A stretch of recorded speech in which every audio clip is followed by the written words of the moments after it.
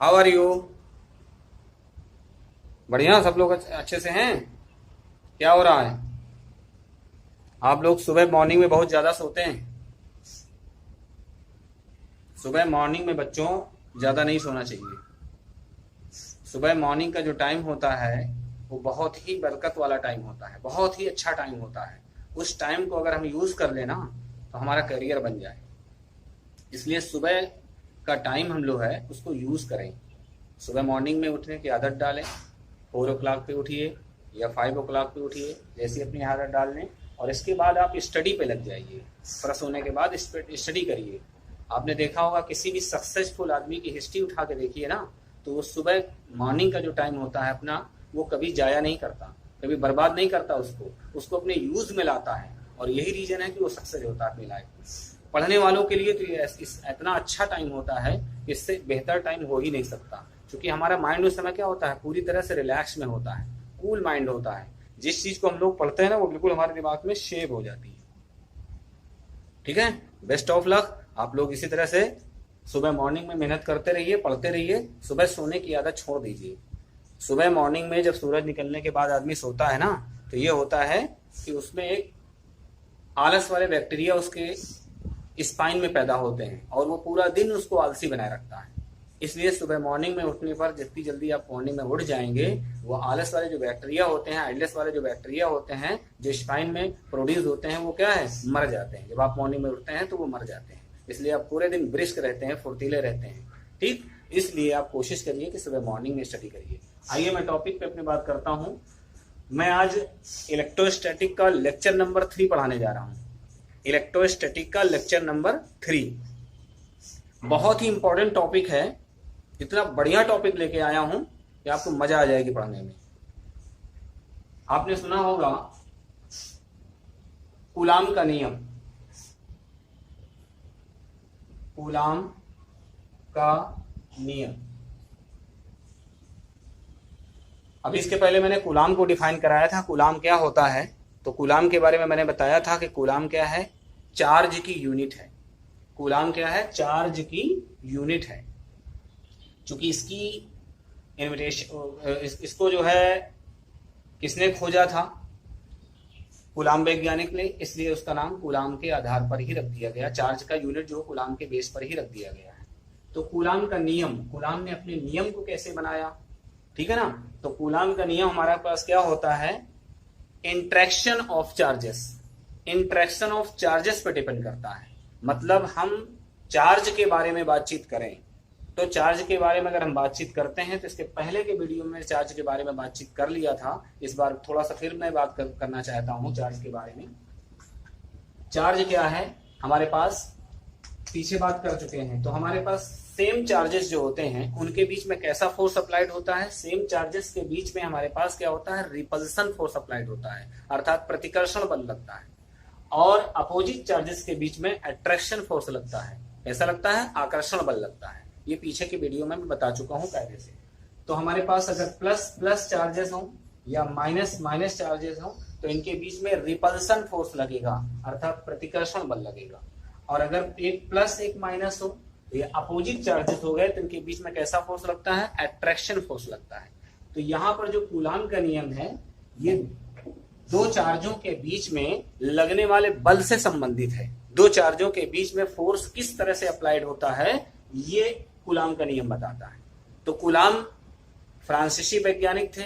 इन्होंने अपने प्रयोग को 1785 ईस्वी में प्रयोग करके देखा कि अगर 2 पॉइंट चार्जेस ले लिए जाएं, 2 बिंदु आवेश ले लिए जाएं। बिंदु आवेश क्यों कहा गया, बिंदु का मतलब होता है छोटा से छोटा आवेश, किसी एक पॉइंट पर रखा हुआ आवेश।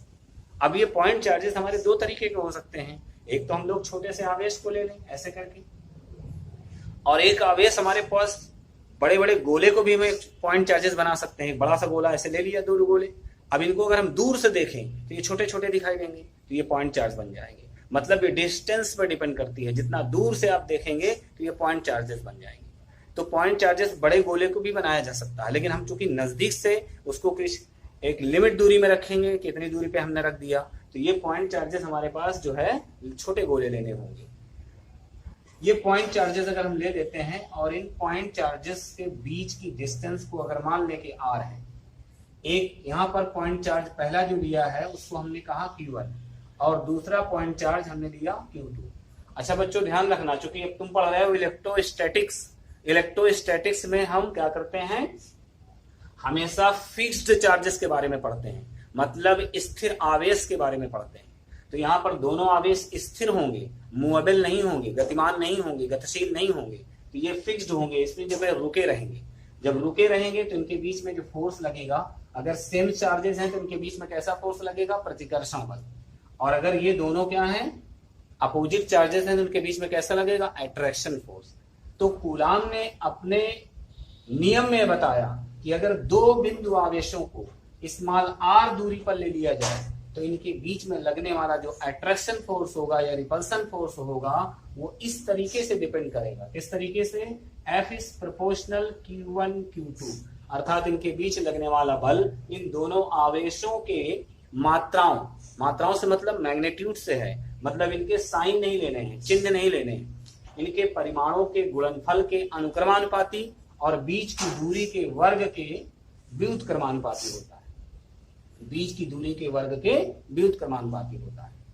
ठीक है, इस तरीके से फोर्स डिपेंड करता है, मतलब इनके साइन नहीं लेने हैं, जैसे माइनस का है कोई तो यहाँ माइनस नहीं लेना है, इनका मैग्नीट्यूड वैल्यू लेनी है, मैग्नीट्यूड लेना है। तो अब हम प्रोपोर्शनल का निशान अगर यहाँ से हटा देते हैं तो कांस्टेंट वैल्यू k आ जाती है। इसको हम लोग स्मॉल k से डिनोट करेंगे, क्योंकि आगे कैपिटल K यूज होगा, तो इसलिए मैं इसको स्मॉल k से डिनोट करता हूँ। प्रोपोर्शनल हटा तो कोई कांस्टेंट वैल्यू k आ गई, ये Q1 Q2 अपॉन में क्या हो जाएगा, r स्क्वायर। अब आपको देखना है ये फार्मूला तो कूलाम ने निकाल लिया, इसमें k क्या है, यहाँ पर जो k है वो अनुपाती नियतांक है। इसको हम क्या बोलते हैं, अनुक्रमानुपाती नियतांक, मतलब डायरेक्टली प्रोपोर्शनल कांस्टेंट कहते हैं ये स्मॉल के, अनुक्रमानुपाती नियतांक। इसकी जो वैल्यू होती है वो कितनी होती है, अगर ये दोनों पॉइंट चार्जेस हमारे वायु या निर्वात में रखे हैं, मतलब एयर मीडियम में रखे हों या फिर ये दोनों वैक्यूम में रखे हों, तो उस कंडीशन पर जो k की वैल्यू होती है वो ही निकल के आती है।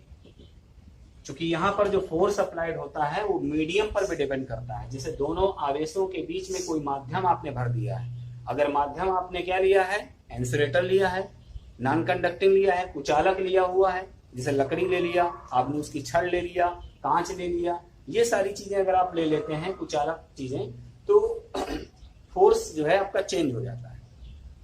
अगर एयर मीडियम आपने लिया है या फिर एयर नहीं लिया, वैक्यूम लिया है, तो उस कंडीशन में फोर्स की वैल्यू क्या होगी, एयर और वैक्यूम दोनों के लिए इक्वल आएगी।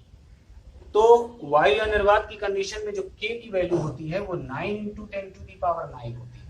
अब इसकी यूनिट लिखना है तो कैसे लिखेंगे, क्रॉस मल्टीप्लाई कर लीजिए, क्रिया गुणा, तो Fr स्क्वायर, F हो गया न्यूटन, R का क्या हो जाएगा, मीटर स्क्वायर, यहाँ मात्रक यूनिट क्या हो जाएगा, न्यूटन मीटर स्क्वायर, और ये दोनों आ जाएंगे अपॉन में, तो कितना हो जाएगा, अपॉन कूलाम स्क्वायर, एक कूलाम ये कूलाम स्क्वायर। इस प्रकार से इसका यूनिट हमारे पास ये हो जाएगा।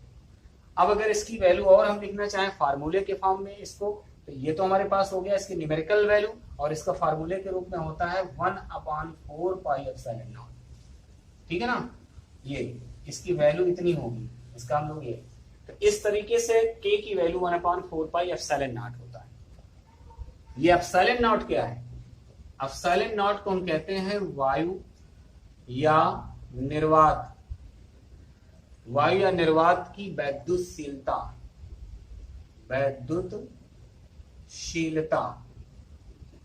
मतलब ये वायु या निर्वात की एक कांस्टेंट वैल्यू होती है, एक निश्चित वैल्यू होती है,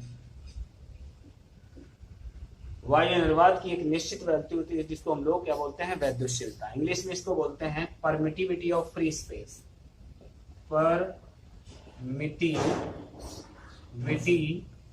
ऑफ फ्री स्पेस ये बोला जाता है। ठीक है।